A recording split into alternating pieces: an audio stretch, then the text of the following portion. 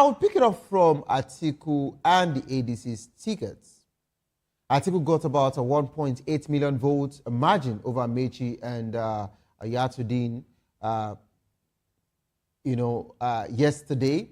And in as much as we've been hearing a lot of issues going on as regards to internal crisis now, Amechi rejected that particular result, and Ayatudin also did the same thing.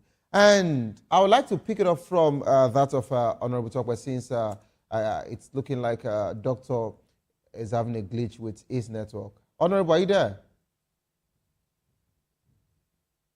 Yes, I am here. All right, so Honorable, I know I don't need to bring you up to speed as regards to what has been going on in the Nigerian, political terrain. In different primaries we've seen, for some days now, we had that of the APC, where APC now have more aggrieved members, just like that of Omuwangege.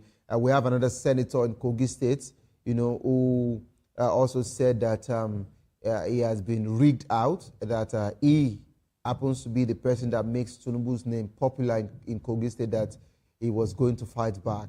We have a lot of aggrieved members in the APC. But this is happening in ADC now. I remember the ADC saying that they won't jump numbers, just like APC moving from 5, 10, whatever, blah, blah, blah. When it gets to 100, they say 100, 1,000, they keep counting and all of that. But Amechi and Ayatudin said that the primaries was rigged, and Atiku wouldn't have gotten all of that if it wasn't rigged. And Amechi and Ayatudin have actually rejected that result. How credible is that rejection, and what are their realistic options in going into the 2027? I'd like you to react to all of the primary we've been seeing of late. For me, what is happening around is as a result of the new electoral law, which established direct primary as the modus operandi to choose candidates for political parties. And for every advantage of a system, there is an equal and opposite disadvantage that exists with it automatically. So there is no way there is not going to be this shenanigan and incomprehensive method of counting that we saw here and there, especially on the part of APC. We did not notice that as much on the social media for the ADC. But a system where we have 1, 2, 3, 1,000 all of a sudden, and they just, it was like they are making jest of the whole provision that was made on that electoral law. Ordinarily, with the indirect primary they have been doing before, rigging has always been very minimal because of the openness of how the votes are casted and counted. But then it also came with its own disadvantages, the issue of bribery, vote buying, and manipulation of delegates that we vote on behalf of so many. So it's a pro and con situation. And now that we have adopted, we just have to go by the law. Now, the law has come, and anybody, I'm a politician, even though I'm going to be doing some analysis, I will tell you that the interest of every politician is to outsmart the other person that is contesting with. So you can't take it away from many of those candidates that were declared winners, that if they had lost, they might have told the way of the people that are complaining presently. And you can't take it away from the people that are complaining that they have to complain, because there's no way they would have monitored that primary from ward or polling unit level to polling level as designed by many of those political party for the elections. They don't have the coverage. None of them has the coverage. They have to still network with others that will synergize with them. And on that collaborative level, it is the result, the report that will be given. Now, how are they so sure that the people they are even collaborating with are very loyal to them and not just in for the opportunity that is ahead of them? So for me, anybody that has been outsmarted, for me, I'm talking about myself now, person, I advise him to accept defeat and look at the best interest of the people at large. Honorable. Now, if the interest of the people at large will be covered by defecting to another party to establish their franchise, they can't be disenfranchised because it is their liberty, their right to associate and dissociate. So if they feel that they want to go to another party to advance their cause. But for me, if I'm going to advise for Amageke and the like, you all know what happened. Amageke has always been at loggerhead with the establishment in Delta State. And he had won them in the past that had made it to have the opportunity of going to the Senate. Now bringing all of them back to the same ship. One of them must jump the ship. And that is what we are witnessing now.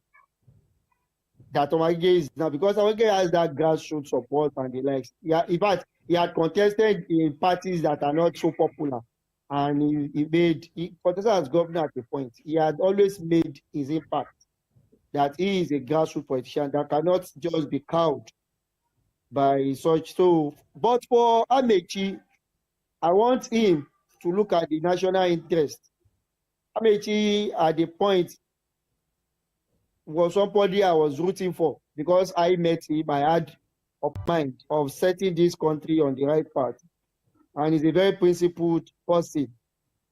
He knows his honors and he understands the masses' interest from our discussion and from his track record and how he emerged as the speaker and the likes. But we won't go into that. I will want to advise him to accept the olive branch that has been extended to him. I observed His Excellency Atiku Abubakar went to him today and they must have been talking. I think their interest should be the most important thing they should be looking at. What is your interest? If you become the president, if you are the one that is on the ballot, what would you have done? They should compare notes. There's only one person that can represent us. And if at the end of the day, they want him to be the vice of Atiku, then he should go ahead and they should have an agreement of what happens after the first term, if there's going to be a second term. And at the end of the day, what happens after the person has finished his term. But for me, I want them to defeat the incumbent because the incumbent has tried all his model of governance, but it's not working for us. Honorable. Unfortunately, he's a politician. He will not want to just leave the seat. Honorable. So we have to bring people on board to dislodge him. Honorable. And if he's going to be dislodged, first, I would like there is no way. Honorable, we are not going to be having what do you call collaborations. Honorable, I'd like to ask you first, because you are really speaking more from that of the ADC stand, which I love the fact that you're trying to, give clarity here. But have you moved from your party? Have you decamped? Where are you presently? So I'd like to ask that particular question. You need to, answer that. I will definitely move. To which party? I will definitely move, but I have not moved because the truth is. So where are you moving to, if I may ask you? Even if I'm still in the party, I'm not going to rock the boat of the coalition. Our party was at Ibadan to support the idea of coming together to have a common interest and the interest of the masses at large. So for me, the most important thing is that the opposition should get their house right and present a person, or else we are going to have what we had in 2023. Okay, Where the votes were since splitted. you are yet to respond to the question, or which party would you be moving to? Let's take it off from here. Now, Honorable, you said that Amechi should understand and grab the branch of olive tree that has been presented to him as regards to agreeing and accepting faith. That he actually lost the primary to Atiku Abubakar. Now, I want us to look at a situation where we have heard over time that the ruling party has a particular precedent as regards to rigging elections. Now, this is the same news and this is the same word in Nigeria as we speak over that of ADC, that ADC is also rigging their own primary. Some people made a certain assertion in Lagos ADC, we were told that Rosevival was not even the winner of that particular primary, but we're told he came third. One of the guests I had yesterday on the show, I mentioned that particular one in person of Dr. Adetokunbo Pierce. Now, when we look at opposition party and the ruling party, if we have gotten to a point where we are not sure of who to trust anymore, and we're hearing rigging from the ruling party, and now we're hearing rigging from that of the opposition, the ADC to be precise, what message is this sending to the 2027 general elections? Are we going to witness the biggest and the greatest rigging of all times? I'd like you to respond to this. Like I said earlier on, politicians want to outsmart themselves. Nobody will have the opportunity to rig the other person that is not going to. I'm talking plainly on reality. We are not going to have that Uhuru and egalitarian society if we continue want to be deceiving ourselves. That is what is operational for now. And what we have to do is continuous mitigation of this backward system. And that is why the introduction of electronic voting will curb some of these things. The issue of, we call this thing option A4. While I was very, very young, I was grown up enough to understand option A4. My dad has been a politician of several decades. I follow him. I understand what I am talking about. And overcounting votes for whoever the leadership wants. And that is what brought about the event of 1992-1993 in Lagos State. NRC eventually wanted to become governor in Lagos State. Because the people that we agree that they were not giving the opportunity to fly in that political election have to go and pitch their tent with Baba $10, Femi $10, and he became the governor. So the have to get it through electronic. It will be time. But even the NDC recently, they had to cancel electronic plan that they had ordinarily, because all these things take time. They have to be something that has to be well planned and structured for the future. And immediately they get it right for possibly the political party level, they can now scale it up and the likes. But for now, we have to face reality. And that is why I said, if Amechi had been the person that had the opportunity to outsmart Atiku, he would have done the same. Okay. And All the right. only thing they can do now is to come together to dislodge the person that is there, or else they are still going to have all this minimal margin victory that will be contested and contested and contested in the court of law. If any of those three, or any of those two opposition that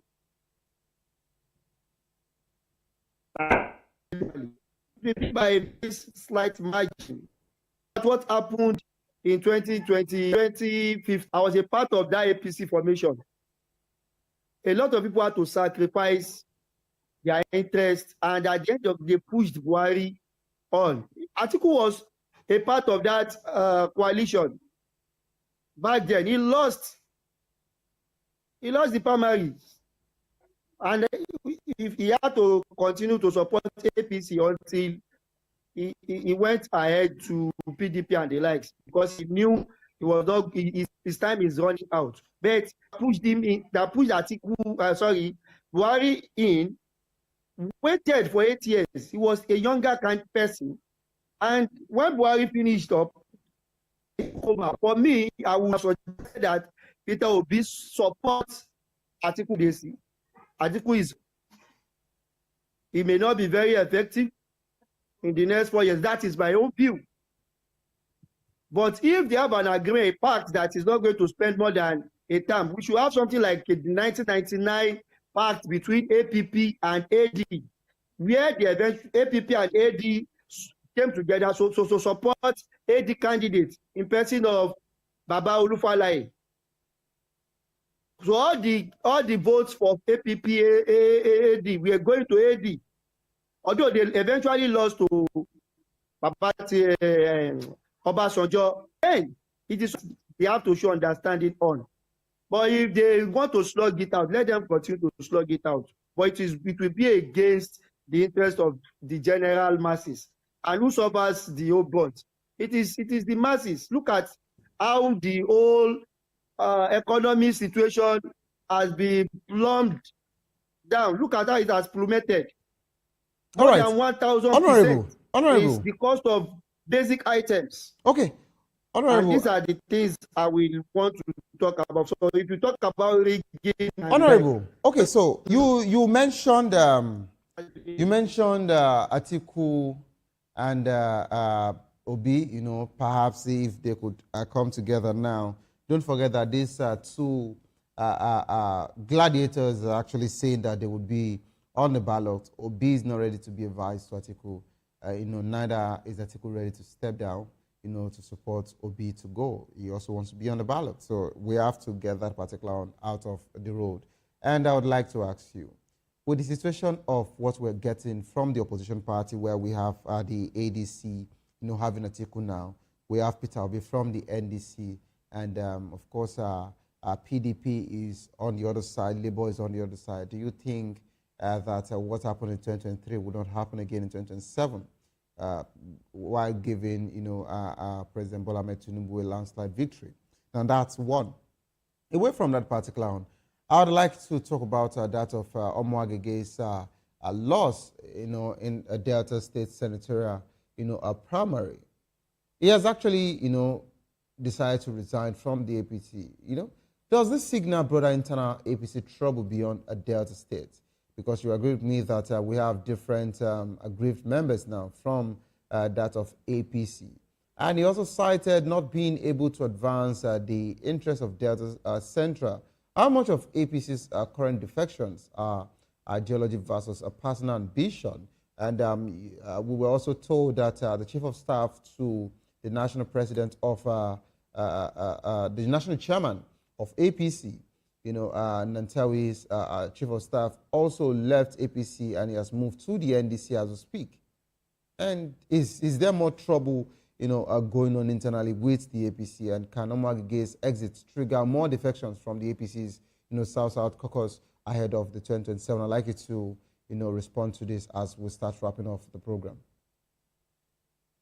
Well, for me, I think it is too glaring that there's going to be an implosion before the election in APC. There's going to be a serious implosion. A lot of alignment and realignment are going to happen because people that are commandants of various soldiers, foot soldiers, are manning different states.